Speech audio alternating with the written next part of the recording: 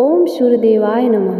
भगवान सूर्यदेव की कृपा से आप सभी भक्तों का जीवन सुख समृद्धि और धन धान्य से परिपूर्ण रहे। प्रिय भक्तों, इस ज्येष्ठ माह में गंगा सूर्य नारायण शिव जी की पूजा का विधान है जो करोड़ों पुण्यों को प्रदान करने वाला है। तो आज रविवार के दिन आप श्रवण करेंगे धन समृद्धि प्रदान करने वाले और रोग दोष को दूर करने वाले रविवार की बड़ी ही दुर्लभ तथा प्राचीन कथा, जिसे आप सभी भक्त बड़ी श्रद्धा तथा प्रसन्न चित्त मन से पूरा सुने। एक राजा था, उसके पास सिपाही, घोड़े, दास दासियां, धन दौलत सब कुछ था, सिर्फ उसे संतान नहीं थी। इसी कारण राजा और रानी बहुत ही दुखी रहा करते थे। संतान प्राप्ति के लिए उन्होंने हर तरह का दान धर्म, धार्मिक अनुष्ठान, जप मंत्र, व्रत, पूजा पाठ सब कुछ किया, लेकिन इसका कोई लाभ नहीं हुआ। जब राजा रानी दोनों ही बुढ़ापे की ओर बढ़ने लगे तो क्या होता है कि दोनों गहन सोच में पड़ गए कि अब इतने बड़े राज्य का क्या होगा, कौन बनेगा इस राज्य का वारिस, कौन प्रजा की जिम्मेदारियों को उठाएगा। राजा रानी दिन रात इसी चिंता में घुलने लगे। उन्हें खाने पीने की कोई भी सुध नहीं रहती थी। एक दिन सुबह राजा के दरबार में एक साधु आता है तो दासी रानी को यह सब बताती है। तब रानी दासी से कहती है कि हे दासी, यह मेरा अंतिम दान धर्म है, इसके बाद मैं अपने हाथों से कोई दान धर्म नहीं करूँगी। रानी चावल से भरा हुआ सोने का कटोरा हाथ में लिए बाहर आई और साधु की झोली में भिक्षा डालने आगे बढ़ती है तो उसके चेहरे पर छाई उदासी साधु की दृष्टि में आ गई। वह उनसे पूछता है कि हे रानी, क्या हुआ, आप इतना उदास क्यों हैं? तब रानी साधु को सारी बात बताती है और बिलख बिलख कर रोने लगती है। रानी को यूँ रोता हुआ देख साधु कुछ गंभीर हो जाता है और कहता है कि हे रानी, आप चिंता मत करिए, आपकी संतान इच्छा अवश्य ही पूर्ण होगी। आपकी कोख से एक पुत्र जन्म लेगा, किंतु मात्र वह 16 साल तक ही आप लोगों को मिलेगा। इसके आगे वह मृत्यु लोक में नहीं रह पाएगा। इससे बढ़कर आपको कुछ देना मेरे लिए संभव नहीं है। अपनी बात पूरी करते हुए उसने अपनी झोली में हाथ डाला और थोड़ी सी भभूत निकालकर रानी को दी। कहा, आप और महाराज दोनों इसे बांटकर ग्रहण करना, तुम्हें जल्द ही बहुत ही सुंदर पुत्र प्राप्त होगा। इतना कहकर साधु अपने राह चला गया। उसी रात राजा अपने दरबार खत्म करके रानी के पास महल में आए तो रानी ने राजा को सारी सच्चाई बताई और साधु की कही हुई भभूत राजा को दिखाई। बोली, साधु महाराज ने यह भभूत हम दोनों को ग्रहण करने के लिए कहा है। तो महाराज बोले, हे महारानी, इतना दान धर्म किया, जब तब उपवास किया, लेकिन इसका कोई फल नहीं मिला। क्या अब इस भरोसे हमें संतान प्राप्ति होगी? तो रानी राजा से बोली, जब इतना सब कुछ किया है तो अब यह भी कर लेते हैं। हे महाराज, साधु के क्रोध को क्यों बुलावा दें? प्रिय भक्तों, राजा को अब किसी पर विश्वास नहीं था, पर रानी को दुख न पहुँचे इसलिए वह राजी हो गया। उसने साधु महाराज का नाम स्मरण करके वह भभूत बांटकर दोनों ने खा ली। इसके बाद दोनों निश्चिंत होकर सो जाते हैं। कुछ दिन बाद साधु द्वारा कहे हुए रानी गर्भवती हो जाती है। उस पर राजा रानी को दोनों की खुशी का ठिकाना नहीं रहा। राजा रानी से बोला, हे महारानी, सचमुच साधु महाराज की कृपा हो गई। प्रिय भक्तों, 9 महीने 9 दिन और 9 घंटे पूरे होने पर रानी ने एक अत्यंत ही सुंदर गोरे चिट्टे पुत्र को जन्म दिया। राजा ने बड़ी धूमधाम से पुत्र का नामकरण संस्कार किया। सारे राज्य में 8 दिन तक उत्सव मनाया गया। राजा को इस बात का पता था कि हमारा पुत्र सिर्फ 16 साल तक ही हमारे पास रहेगा। प्रिय भक्तों, उसके बाद राजा और रानी बड़े ही प्रेम से बेटे की परवरिश करने लगे। उसकी हर ख्वाहिश पूरी कर दी। थोड़े समय के लिए भगवान ने संतान की अपनी मुराद पूरी कर दी। राजपुत्र दिन प्रतिदिन बड़ा होता गया। जब वह 8 साल का हो जाता है तो राजा एक अच्छे गुरु की नियुक्ति करके अस्त्र शस्त्र की विद्या, घुड़सवारी इत्यादि सब शिक्षाएं उसे प्रदान कराते हैं। अब वह सभी विद्याओं में पारंगत हो चुका था। इस प्रकार वह 12 साल की उम्र का हो गया। तब एक अच्छी सी राजकन्या को खोजकर उसका विवाह करा दिया गया। इसी प्रकार राजा रानी और उसके पुत्र का जीवन सुखपूर्वक बीत रहा था। लेकिन जब राजपुत्र को एक दिन उसके पिता से कहा, पिताजी, मैं अपना राज घूमकर देखना चाहता हूँ। आज तक मैंने सिर्फ इस रजवाड़े के अतिरिक्त कुछ नहीं देखा।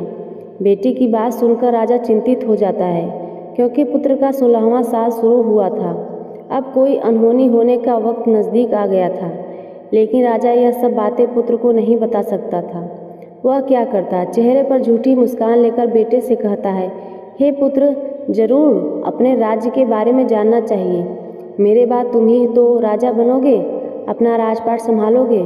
परंतु एक बात का ध्यान रखना कि तुम जहाँ भी जाते रहो, क्या कर रहे हो, यह बात अपनी पत्नी को मत बताना। पुत्र कहता है, ठीक है पिताजी, आपने जो कहा मैं वैसा ही करूँगा। राजपुत्र दिन भर अपनी पत्नी के साथ मौज मस्ती करता हुआ खुशीपूर्वक रहता है और रात को ठीक 12 बजे बिस्तर से उठकर बाहर चला जाता है। फिर सूर्य उदय होने से पहले वापस अपने महल में आकर सो जाता है। ऐसे बहुत दिनों तक चलता रहा। अब राजपुत्र का 16वां साल खत्म होने वाला ही था। कुछ दिन बाकी रह गए थे। इतने में उसकी पत्नी यानी कि छोटी रानी रात में एक दिन जाग रही थी। वह देखती है कि बिस्तर पर राजकुमार नहीं है। वह महल में सब जगह देखती है तो राजपुत्र कहीं नजर नहीं आता। अब वह सोचती है कि क्या करेगी, किससे कहे। वह चुपचाप रहती है। फिर भोर होने पर वह देखती है कि उसका पति अपनी जगह सोया हुआ है। वह पति से कुछ नहीं पूछती। लेकिन दूसरी रात भी वैसा ही होता है। तीसरी रात, चौथी रात, 5वीं रात, ऐसे बहुत दिनों तक चलता रहा। छोटी रानी बहुत ही चिंतित हो जाती है। पति रात को कहाँ जाता है, किससे मिलने जाता है। उसके मन में ढेर सारे सवाल उठ रहे थे, लेकिन उसे पूछने में भय लग रहा था कि शायद उसका पति क्रोधित न हो जाए। सास ससुर से पूछने में भी वह बड़ा संकोच कर रही थी। उसकी कुल की मर्यादा बीच में आ रही थी। इस तरह छोटी रानी मन में दुखित रहने लगी। इस हाल में उसने खाने पीने में दिलचस्पी नहीं रही। वह दुबली पतली हो जाती है तो उसे राज्य में एक फूल बेचने वाली एक बूढ़ी महिला, एक मालिन थी। वह हमेशा छोटी रानी को फूल देने उसके महल में आती थी। एक दिन उस बुढ़िया का ध्यान छोटी रानी पर जाता है। वह उससे पूछती है कि हे बेटी, तुम्हें किस बात का दुख है? तुम इस तरह सूख कर कांटा क्यों हो गई हो? उस पर रानी कहने लगती है कि हे बूढ़ी अम्मा, मैं आपको क्या बताऊं। इस राज्य का राजपुत्र मेरा पति, अर्थात इस राज्य का राजपुत्र हर रात बिस्तर पर से उठकर कहीं चला जाता है और सुबह भोर होते ही वापस आकर सो जाता है। वह कहाँ जाता है, अपने प्रेमिका से मिलने जाता है, क्या करता है, मुझे कुछ नहीं पता। यही सब सोचकर मैं दुबली होती जा रही हूँ। मैं खाना पीना ग्रहण नहीं कर पाती। प्रिय भक्तों, वह बुढ़िया उसे एक उपाय बताती है। कहती है, बेटी ऐसा करना कि आज रात तुम सोना मत। तुम्हारा पति जब उठकर कहीं जाए तो उसके पीछे जाकर देखना कि वह कहाँ जाता है, क्या करता है। उसकी अच्छी तरह से पहरेदारी करना। छोटी रानी के ऐसा कहने पर अम्मा पर मुझे नींद आ गई तो वह मालिन कहती है, देखो एक काम करना, अपने दाहिने हाथ की उंगली में एक जख्म लगा देना, उस पर थोड़ी सी मिर्च छिड़क देना, तुम्हें जलन के मारे नींद नहीं आएगी। प्रिय भक्तों, उस बुढ़िया के कहे अनुसार छोटी रानी ने अपनी उंगली में एक जख्म लगा लिया और उसमें मिर्ची लगा दी। जलन के मारे कुछ देर तक तो उसे नींद नहीं आई। बाद में वह सो जाती है। दूसरे दिन सुबह बुढ़िया फूल लेकर उस महल में पहुंची और पूछती है, क्या हुआ बेटी, क्या तुम देख पाई कि तुम्हारा पति कहाँ जाता है? छोटी रानी कहती है, नहीं अम्मा, पहले कुछ समय जलन के कारण मुझे नींद नहीं आई, पर कुछ देर पश्चात मैं सो गई। बुढ़िया कहती है, कोई बात नहीं, आज तुम उंगली पर पहले से ज़्यादा बड़ा जख्म करना और ज़्यादा मिर्ची लगाना। तो छोटी रानी ने वैसा ही किया, परंतु वह सिर्फ पति को बाहर निकलते हुए देख पाई। उसके पश्चात उसकी आंखें मुद गई। फिर उसे नींद आ गई। दूसरे दिन सुबह वह बुढ़िया फिर आती है। उसके पूछने से पहले से छोटी रानी रोने लगती है और कहती है, अम्मा, आज मैं फिर उसकी पहरेदारी ठीक से नहीं कर पाई। बुढ़िया कहती है, रो नहीं बेटी, सब कुछ ठीक हो जाएगा। तुम आज रात जख्म और बड़ा करना, उस पर ज़्यादा मिर्च लगाना और एक काम करना, जब वह जाने के लिए निकले तब उसका रास्ता रोक लेना। बुढ़िया ने जैसा बताया छोटी रानी ने वैसा ही किया। आज रात उसे नींद नहीं आई। पति जब रात को महल से निकलने के लिए चलने लगा तो वह बुढ़िया ने जैसा बताया वैसा ही करती है। दौड़कर जाकर पति का रास्ता रोकती है और कहती है, आप कहाँ जा रहे हो, किससे मिलने जा रहे हो, मुझे बताओ। राजपुत्र उसे समझाने की बहुत कोशिश करता है कि देखो, अगर मैं तुम्हें यह बात बता दिया तो मैं तुम्हें दोबारा नहीं मिल पाऊंगा। छोटी रानी कहती है, कोई बात नहीं, ना मिल पाओ, लेकिन आप रात के समय कहाँ जाते हो यह मुझे बता दो। राजपुत्र निरुत्तर हो जाता है और अपनी पत्नी के जिद के आगे उसकी एक नहीं चली। ठीक उसी समय उसका 16वां साल खत्म होने वाला ही था। 17वां साल लगने वाला होता है। अब वह राजकुमार कुछ सोचता है और कुछ चावल के मंत्रों से सिद्ध करके अपनी पत्नी को देकर कहता है, इस चावल को दोनों हाथों में मुट्ठी में पकड़ना। पहले दाएं हाथ में पकड़े चावल मेरे ऊपर फेंकना। मैं तुम्हें कौन हूँ तुम्हें पता चल जाएगा। बाद में बाएं हाथ में पकड़े चावल मेरे ऊपर फेंकना। मैं जैसा था तुम्हें वैसा मिल जाऊँगा। लेकिन यदि तुम बाएं हाथ के चावल मेरे ऊपर फेंकना भूल गई तो मैं तुम्हें कभी नहीं मिल पाऊँगा। छोटी रानी ने कहा, नहीं भूलूंगी। छोटी रानी बड़े ही आत्मविश्वास के साथ यह कहकर दाएं हाथ में पकड़े चावल पति के ऊपर फेंकती है तो राजपुत्र एकदम विशाल घोड़ा बन जाता है, एकदम सफ़ेद लंबी गर्दन और बड़ा ही तेजस्वी। और वह घोड़ा देखते ही देखते तेजी से दौड़ने लगता है।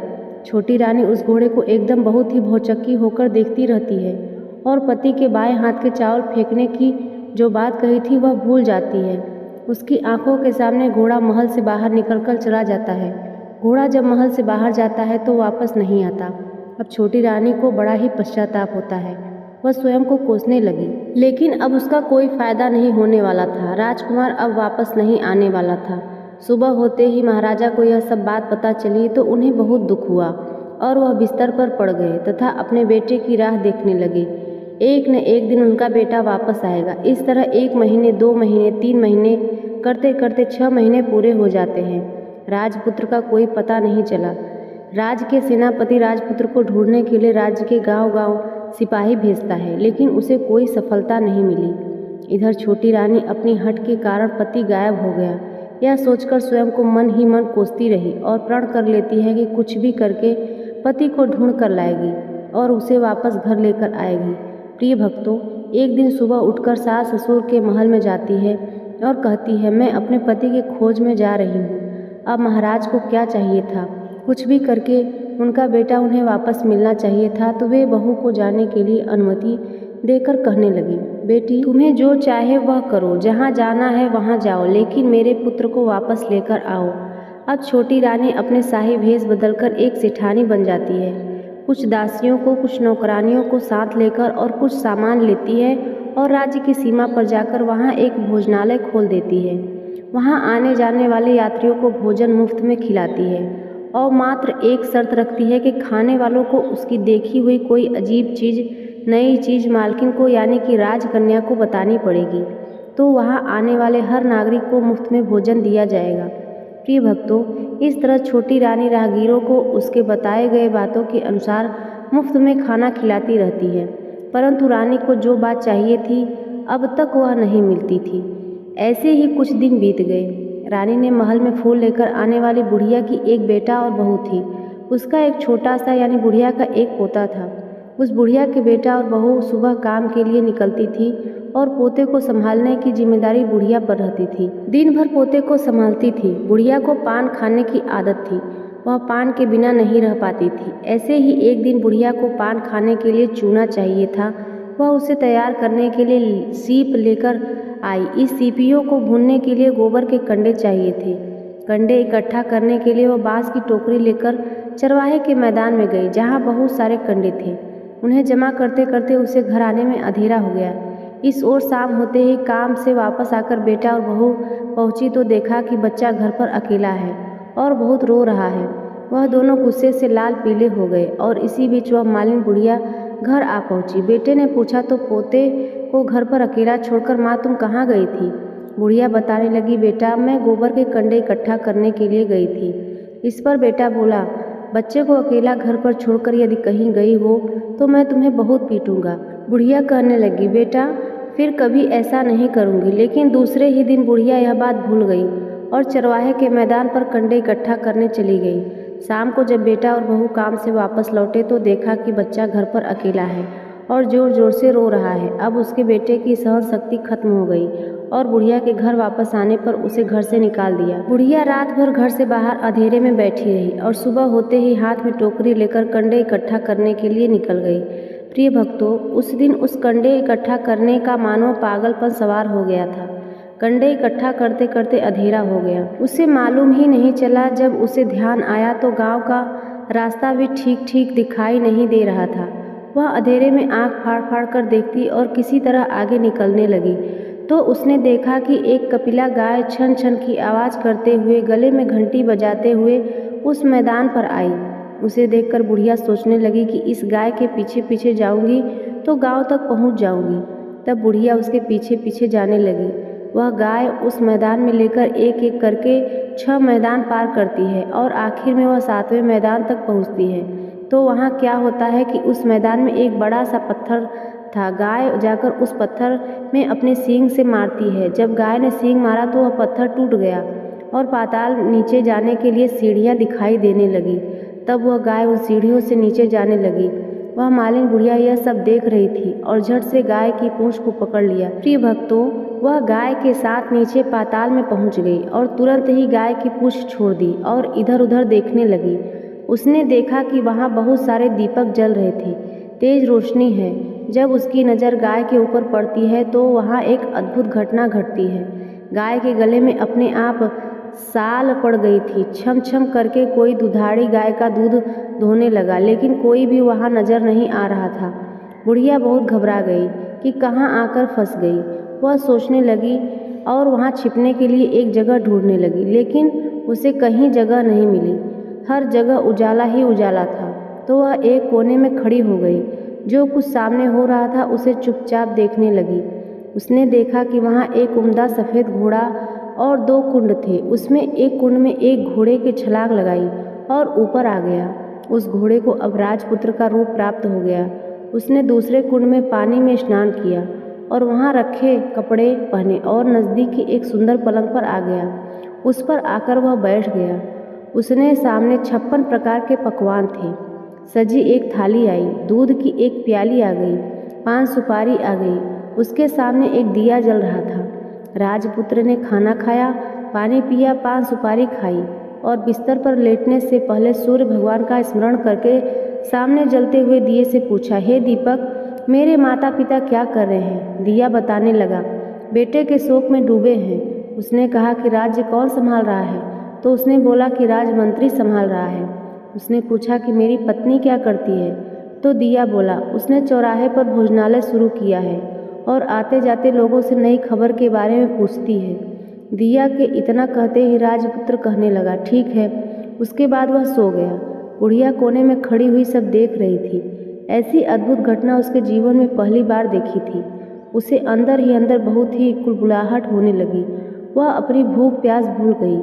आगे क्या होता है इस उत्सुकता से वह देखने लगी, लेकिन उसके बाद कुछ घटनाएं नहीं घटती। रात गुजर गई और सुबह हो गई। पलंग पर सोया हुआ राजपुत्र उठा और फिर से पहले वाले कुंड में छलांग लगाई तो वह फिर से घोड़ा बनकर कुंड से बाहर आ गया। तेजी से उस पाताल नगरी से बाहर निकल गया, लेकिन कहाँ गया बुढ़िया को कुछ नहीं पता चला। इसके बाद पिछली रात की तरह कोई उस गाय को छमछम करके दूध दूहने लगा। जैसा ही दूध दूहना खत्म हुआ, उसके गले में साकर अपने आप खुल गई और वह गाय तेजी से ऊपर जाने लगी, सीढ़ियों की ओर भागने लगी। गाय को दौड़ता देखकर बुढ़िया सोचने लगी कि अब गाय के साथ यहाँ से ऊपर जाना ही समझदारी होगी, नहीं तो कोई मुसीबत आकर उसके ऊपर आ पड़ेगी। झट से उसने गाय की पूंछ पकड़ ली, गाय के साथ ऊपर आ गई। गाय जब मैदान में पहुंची तो उस सुरंग का रास्ता अपने आप बंद हो गया और उसके ऊपर एक बड़ा सा पत्थर पहले की तरह खड़ा हो गया। ऊपर आकर वह गाय जंगल की ओर निकल गई। इधर वह बुढ़िया एकदम बावली हो गई। उसने पाताल नगरी में जो कुछ देखा था वह जल्दी जल्दी किसी को बताने के लिए बड़ी ही उतावली थी।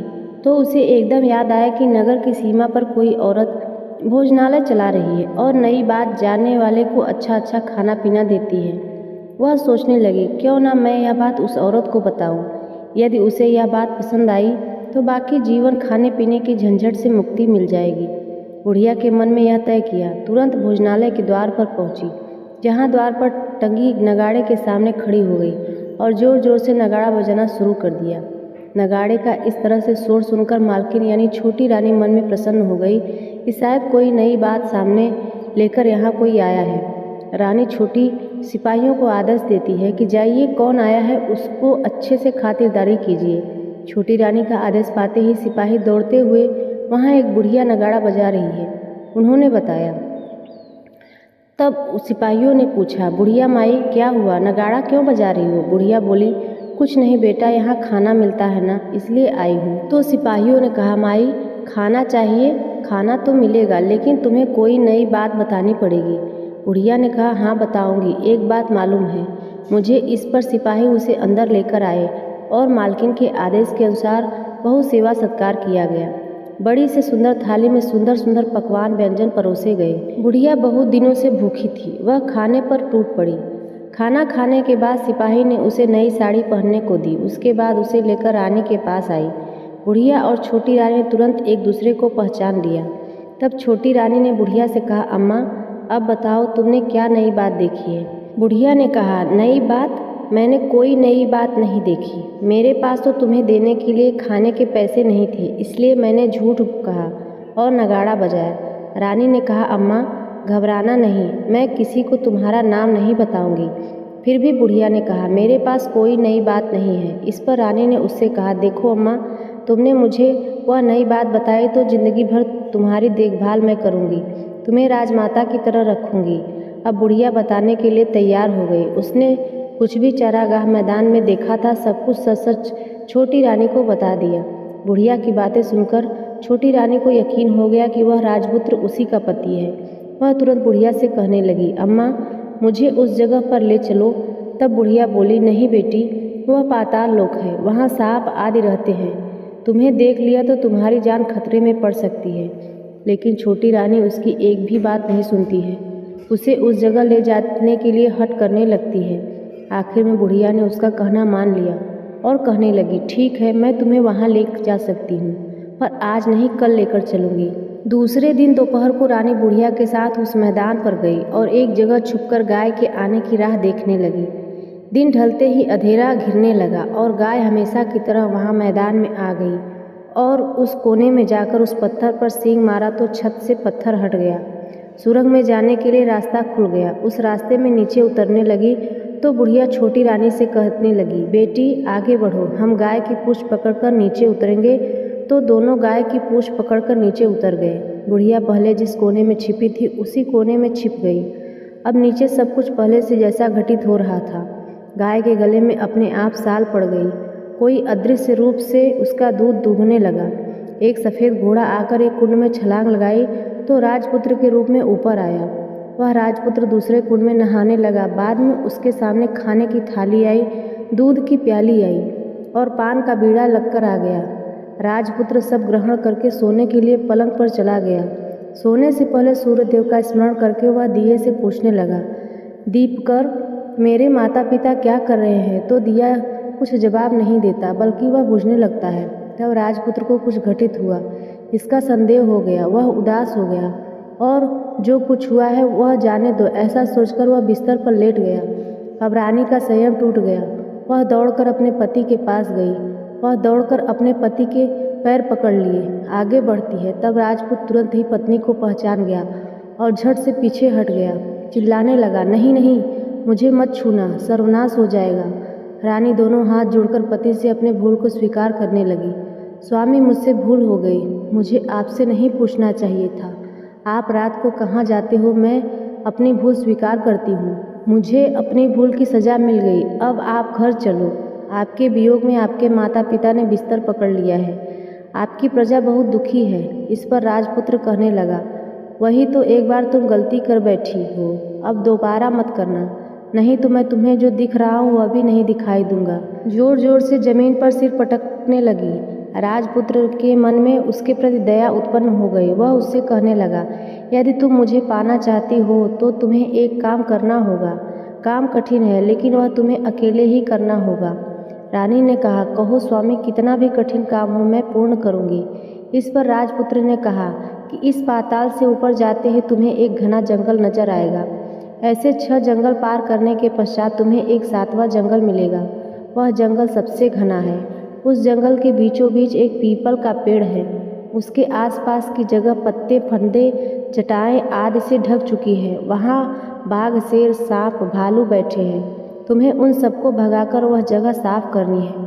उसको गोबर से लिपाई करके पवित्र बनाना है, रंगोली से सजाना है। उसके बाद वहाँ धूप कपूर जलानी है, फूल और कुमकुम से पेड़ की पूजा करनी है, दूध और दही से बने चावल का भोग लगाना है। यह सब तुम्हें दोपहर के 12 बजे से पहले करना है। 12 बजने के समय तुम्हें उस जगह पर बैठकर सूर्य भगवान का ध्यान करना है। ठीक 12 बजे सूर्य भगवान का रथ वहाँ उतरेगा।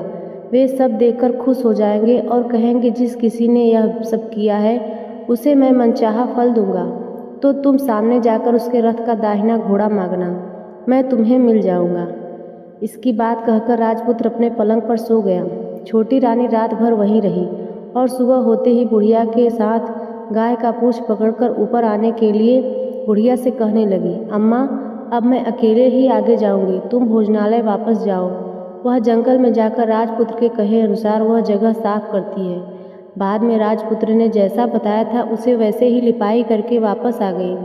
दूसरे दिन सुबह होने से पहले उठी और जंगल में उसी जगह पहुंची जहां इत्र गुलाब का पानी छिड़क कर वह जगह सुगंधित की। धूप अगरबत्ती जलाकर उसे पवित्र किया और पूजा की सब सामग्री वहां तैयार रखकर सूर्य भगवान का ध्यान धर के बैठ गई। जैसा कि पति ने बताया था, दोपहर को ठीक 12 बजे सूर्य भगवान का रथ उसी पीपल के पेड़ पर आकर रुका। सूर्य भगवान ने जब रथ के नीचे देखा तो सुगंधित वातावरण देखकर वे बहुत ही प्रसन्न हो गए। फिर वे बोले कि जिस किसी ने यह काम किया है मैं उसे मनचाहा वरदान दूंगा। यह सुनकर वह दौड़कर उसके सामने आ गई। उसको साष्टांग नमस्कार करके बोली, भगवान वह मैं ही हूँ, मैंने ही इस जगह को साफ किया है। तब सूर्य भगवान ने कहा, अच्छा तो तुम्हें क्या चाहिए, वह मांगो। उसने कहा, भगवान मुझे आपके रथ का दाहिना घोड़ा चाहिए। तब सूर्य भगवान बोले, नहीं नहीं, मैं तुम्हें सब कुछ दे सकता हूँ लेकिन यह घोड़ा नहीं दे सकता। मेरे रथ के 12 घोड़े हैं, तुम्हें चाहो तो कोई और घोड़ा मांग लो लेकिन यह दाहिना घोड़ा नहीं, वह मैं तुम्हें नहीं दे सकता। छोटी रानी ने एक नहीं सुनी। वह सूर्यदेव से एक ही बात की रट लगाती रही कि उसे दाहिना घोड़ा दे दीजिए, नहीं तो मैं आपके पैरों में गिरकर अपनी जान दे दूंगी। अब सूर्यदेव धर्म संकट में पड़ गए। उन्होंने वचन दे दिया था, अब अपने वचन से पलट भी नहीं सकते थे। तब सूर्य भगवान ने बोला, मैंने तुम्हें घोड़ा दे दिया लेकिन घोड़ा तो दे दिया, वह तुम्हें वहाँ नहीं मिलेगा, तुम्हें उसे पाताल लोक में जाकर लाना होगा। रानी बोली, पाताल लोक में ही क्यों भगवान, मैं उन्हें पाने के लिए कहीं भी जा सकती हूँ। रानी को वचन देकर भगवान सूर्यदेव अंतर्ध्यान हो गए और अपने मार्ग पर चले गए। इधर रानी जंगल से अपने भोजनालय में गई, फिर बुढ़िया को साथ लेकर उस मैदान में गई और जल्दी ही शाम हो गई। शाम होते ही वहाँ एक गाय उसने सींग मारकर सुरंग का पत्थर हटाया, नीचे उतरने लगी। रानी और बुढ़िया जल्दी जल्दी उसकी पूंछ पकड़कर नीचे उतर गई। पाताल में सब घटनाएं पहले की तरह ही घटने लगी। घोड़े का एक कुंड में नहाकर राजपुत्र बन जाना, नहा धोकर पलंग पर जाकर बैठ जाना, उसे खाने की दूध प्याली, पान का बीड़ा आना। लेकिन आज एक नई बात घटी। आज 2-2 थाली, 2-2 दूध की प्याली और 2-2 पान के बीड़े उसके सामने आए। वह कुछ नहीं बोला। अपने हिस्से की थाली खाकर, दूध पीकर, पान का बेड़ा बचाकर वह सोने लगा। हमेशा की तरह दिए से पूछने लगा, हे प्यारे दीपांकर, मेरे माता पिता क्या कर रहे हैं? दिए ने बताया, हे राजपुत्र, वे दोनों तुम्हारे शोक में मरने की स्थिति में पहुंच गए हैं। ऐसा सुनकर उनकी आंखों में झरझर आंसू टपकने लगे। फिर वह पूछने लगे, हे दीपांकर, मेरा राज्य कैसा चल रहा है? दिए ने कहा, राजपुत्र, तुम्हारा राज्य मंत्री चला जा रहा है और वह सब कुछ हड़प चुका है। वह प्रजा पर बहुत ही अत्याचार कर रहा है। यह सुनकर राजपुत्र को बड़ा ही क्रोध आया। वह क्रोध से तमतमा गया। वह अपनी मुट्ठी भींचने लगा। अब उसके दिए ने पूछा, दीपांकर, मेरी पत्नी क्या कर रही है? अब दिया कुछ नहीं बोला और चुप रह गया। तब फिर छोटी रानी का संयम जवाब दे गया। दौड़कर पति के गले लग गई और फिर अपने पति राजपुत्र से फूट फूट कर रोने लगी और कहने लगी, हे स्वामी, अब आप हमें वचन दीजिए कि आप फिर से घोड़ा तो नहीं बनेंगे। तो उसने अपनी पत्नी को वचन दिया कि हे प्रिय, मैं दोबारा घोड़ा नहीं बनूंगा। तुमने जो इतने सारे कष्ट उठाए हैं मुझे पाने के लिए, सूर्य देव से तुमने सौदा किया है, तुमने मुझे घोड़े के जन्म से मुक्ति दिलाई है। उसने बाद में दोनों पति पत्नी और बुढ़िया उस गाय का पूंछ पकड़कर पाताल लोक से सीधे बाहर आ गए भोजनालय में, और वहाँ सब सामान लोगों में बराबर बराबर बांट दिया और फिर उसके बाद अपने राज्य को लौट गए। राजपुत्र वापस आता है। उसके तेवर देखकर जो प्रधानमंत्री होता है घबरा जाता है। राजपुत्र ने उसे बंदी बनाने का आदेश दे दिया, उसे कैद खाने में डलवा दिया और राज की बागडोर अपने हाथों में ले ली। इसके बाद वह अपने माता पिता से मिलने के लिए महल में गया। तब राजपुत्र वहाँ पहुँचकर देखता क्या है कि उसके माता पिता उसके शोक में अस्थि पंजर बने हुए हैं। पुत्र को वापस आया देखकर मरणासन राजा रानी की आंखों में टप टप अश्रु की धाराएं बहने लगी। उन दोनों ने पुत्र को गले लगा लिया, उसे बड़ा ही प्रेम किया। इतना होने के बाद उसकी सेहत में एकदम सुधार आने लगा। अब वे बिस्तर से उठकर बैठ गए, पुत्र को आशीर्वाद देने लगे। राजपुत्र के आने की खबर तुरंत राज्य में फैल गई। प्रजा खुशी के मारे फूली नहीं समाई। प्रजाजन महल के सामने इकट्ठी हो गई। राजपुत्र ने भी उन्हें दर्शन दिए और आज से उन्हें कोई दुख न पहुँचेगा ऐसा उन्हें वचन दिया। अब राजा ने अपने पुत्र का राज्याभिषेक करके उन्हें सिंहासन पर बैठाया। प्रिय भक्तों, और अपनी बहू को महारानी का दर्जा दिया। अब स्वयं अपनी पत्नी के साथ ईश्वर स्मरण करते हुए खुशी से जीवन व्यतीत करने लगे। महाराजा बना राजपुत्र अच्छी तरह से राज चलाने लगा। अपनी पत्नी के साथ सुख शांति से जीवन व्यतीत करने लगा। उस बुढ़िया को रानी ने अपने ही पास रखा और उसकी अच्छी तरह से देखभाल करने लगी। बुढ़िया के बुढ़ापे के दिन खुशी से गुजरने लगी। सारी प्रजाजन प्रेम से रहने लगी। तब राजपुत्र ने एक घोषणा की कि हे प्रिय प्रजाजन, तुम आज के बाद सूर्य नारायण भगवान का व्रत करो। प्रत्येक रविवार को उन्हें प्रेम पूर्वक अर्घ दो, घर की लिपाई करो तथा अपने घर में सुख समृद्धि की कामना करो। इससे तुम्हारे घर में धन धान हो जाएगा, साथ ही तुम सबको रोग मुक्त रहोगे। सूर्य भगवान की यह रविवार की कथा संपूर्ण हुई। बोलिए सूर्य नारायण भगवान की जय। आज की इस कथा कहानी को कहते हुए हुकारा भरते हुए सभी भक्तों को भगवान सूर्य देव के आशीर्वाद से सुख समृद्धि शांति और आरोग्य का आशीर्वाद प्राप्त हो। ओम सूर्य देवाय नमः। प्रिय भक्तों, उम्मीद करती हूँ आज की यह कथा आपको अत्यंत पसंद आई होगी। यदि आपको हमारे द्वारा सुनाई गई कथाएं पसंद आती हैं तो आप इसे अपने प्रियजनों में भी शेयर करें, वीडियो को लाइक करें, चैनल को सब्सक्राइब कर दीजिए और हाँ, पास में बने बेल आइकन बटन को भी अवश्य दबाइएगा ताकि हमारे आने वाले प्रत्येक नए वीडियो की जानकारी आप तक सबसे पहले पहुंच सके। आप उसमें बताई गई कथा कहानी और जानकारी का लाभ उठा सके। आपका जीवन सदा सुखी संपन्न हो। जाते जाते कमेंट में सूर्य देव का जयकारा अवश्य लगाएं।